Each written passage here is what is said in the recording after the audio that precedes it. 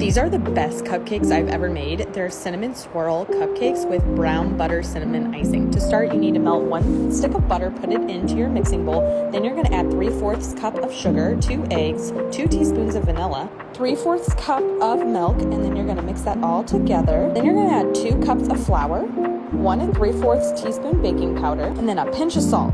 I like a hot pinch.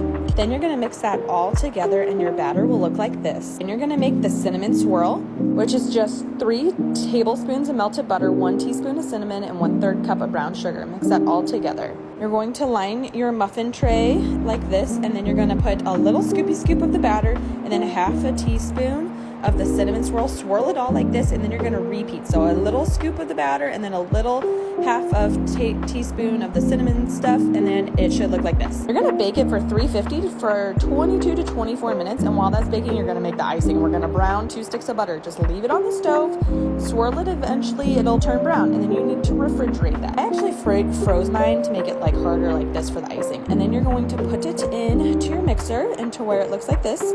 Then you need your powdered sugar. In total, 3 cups powdered sugar, 2 teaspoons vanilla, 2 teaspoons of cinnamon, and 4 teaspoons total of milk. You're just gonna add, I use heavy whipping cream instead of milk, and you're just gonna add it in until you get the correct consistency like this. I scooped it on the top, and this was a 10 out of 10.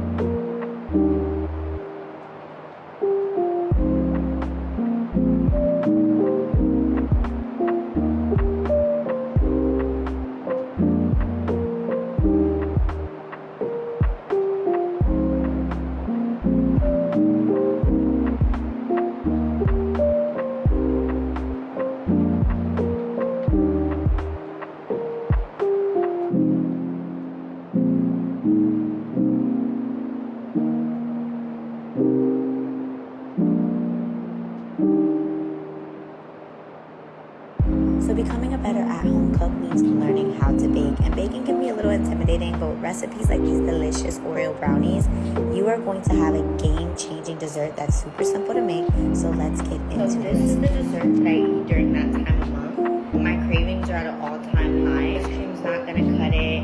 Donuts aren't gonna cut it. Chocolate isn't gonna cut it. So I need a double chocolate fudge. So we're gonna start off by taking room temperature melted butter, oil, sugar, and cocoa powder, and we're gonna sift that cocoa powder into our mixture and mix that up. Next, we're gonna add in some room temperature eggs along with some baking powder, salt, vanilla, and we are going to mix that up. When we have a nice, smooth, velvety texture, we're going to slowly begin sifting in our flour. Sifting is optional, but I really think it's an important step in baking, and everything just comes out so much better, lighter, and fluffier whenever I sift my ingredients in. I'm going to add in some chocolate chips. I love to use semi-sweet chocolate chips here, but you can have whatever you have on hand. Then I'm going to spray an 8x8 or an 8x9 baking dish. I'm going to put some parchment paper down and put half of that batter down. And then I'm going to take my Oreos and I'm going to begin lining them up on that batter. You want to make sure there's no spaces here, so really take your time.